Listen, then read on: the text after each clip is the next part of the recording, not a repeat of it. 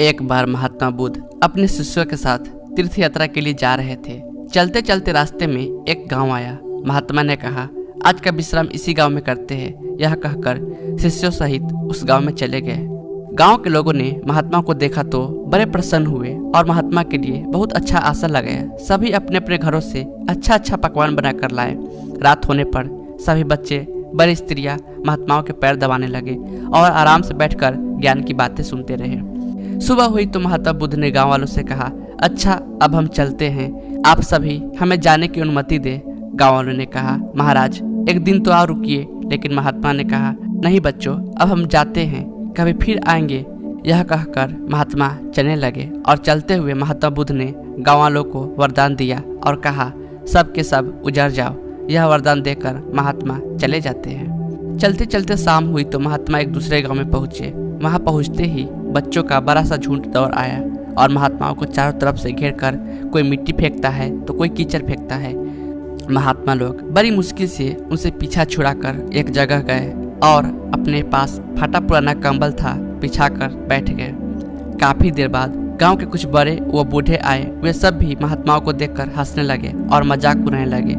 एक जवान ने तो महात्माओं को कंबल ही छीन लिया और कहा, इनके क्या काम आएगा, कम से कम मेरी भैंस तो रहेगी। वे महात्माओं का अपमान करते हुए चले गए। महात्माओं ने भूखे प्यासे रहते हुए बड़ी मुश्किल से रात बिताई। सुबह होते ही महात्मा चलने लगे और चलते हुए महात्मा बुद्ध ने गाँव वालों को वरदान दिया कि सब के सब बसे रहो। गाँव से काफी दूर जाने के बाद जंगल में एक तालाब आया और कुछ फल के पेड़ नजर आए। तो महात्मा बुद्ध ने कहा, बच्चों यहाँ थोड़ी देर विश्राम करते हैं। वहाँ महात्मा लोग फल खाते और तालाब का शीतल जल पीते हैं। तब एक शिष्य ने कहा, महात्मा क्षमा करें, हमें एक बात खटक रही है, आप नाराज ना हो तो हम पूछ सकते हैं। तब महात्मा बुद्ध ने कहा, बोलो बच्चों, क्या जानना चाहते हो। शिष्य ने कहा, महात्मा जिस गांव में हमारी अच्छी सेवा हुई वहाँ के कितने अच्छे लोग थे। उन लोगों को तो आपने वरदान दिया कि उजड़ जाओ, और जिस गाँव में हमारा अपमान हुआ उन लोगों को आपने वरदान दिया कि बसे रहो। ऐसा क्यों महाराज।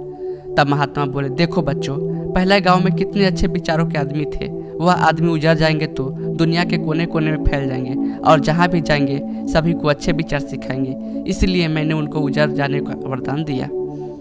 और जो दूसरा गांव था वहां के लोग पापी व बेवकूफ थे।